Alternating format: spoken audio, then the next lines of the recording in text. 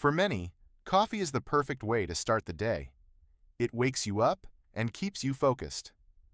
But while some studies link coffee to high blood pressure, others find no connection at all. So, is your morning coffee boosting your health or increasing your risk of high blood pressure? In this video, we'll explore whether coffee really affects your blood pressure and whether it can actually cause it to rise. Let's get started. Doctors often recommend avoiding coffee and other caffeinated drinks before a blood pressure check. But do you know why? It's because caffeine is believed to raise blood pressure and possibly affect the results. But the research isn't so clear.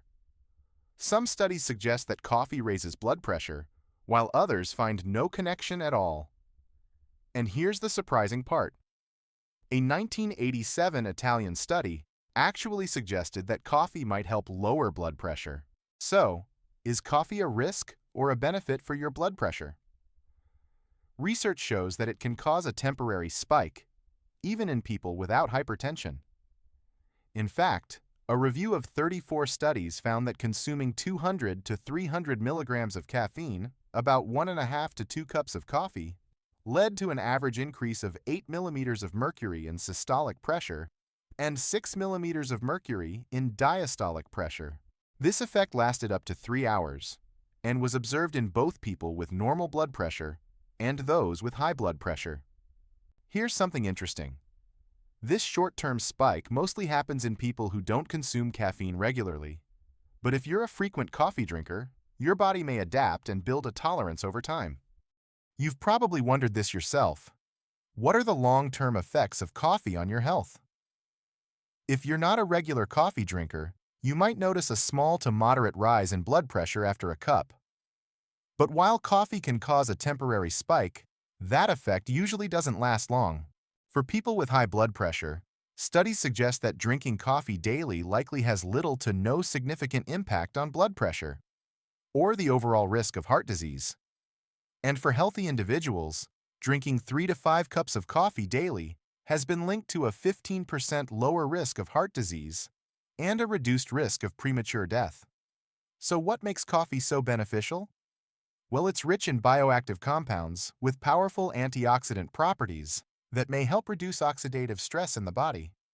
Some researchers believe these health benefits might even outweigh the potential downsides of caffeine, especially if you drink it regularly. Of course, more research is still needed to fully understand its long-term effects. So with all this talk about coffee and blood pressure, you might be wondering, should you avoid coffee if you have high blood pressure? For most people, drinking coffee in moderation is unlikely to have a major impact on blood pressure or increase the risk of heart disease, even if you have high blood pressure. In fact, some of the bioactive compounds in coffee may actually provide health benefits, such as reducing oxidative stress and inflammation. However, consuming too much caffeine isn't recommended, especially if you already have high blood pressure. If you're not a regular coffee drinker, it may be best to wait until your blood pressure is under control before adding it to your routine, as it can cause a temporary rise in blood pressure. Remember, too much of anything, even coffee, can have its downsides, so the key is balance.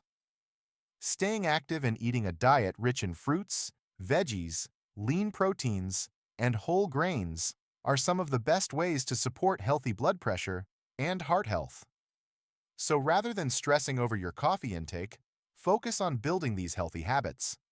They'll benefit you way more in the long run. Love your coffee? No need to give it up, just enjoy it in moderation. Now, if you have high blood pressure and drink coffee, tell us how it's affected your blood pressure. Share your experience down in the comments below. And don't forget to subscribe to Blood Pressure Healthcare for more expert tips on managing and maintaining healthy blood pressure. Stay healthy, and we'll see you in the next video.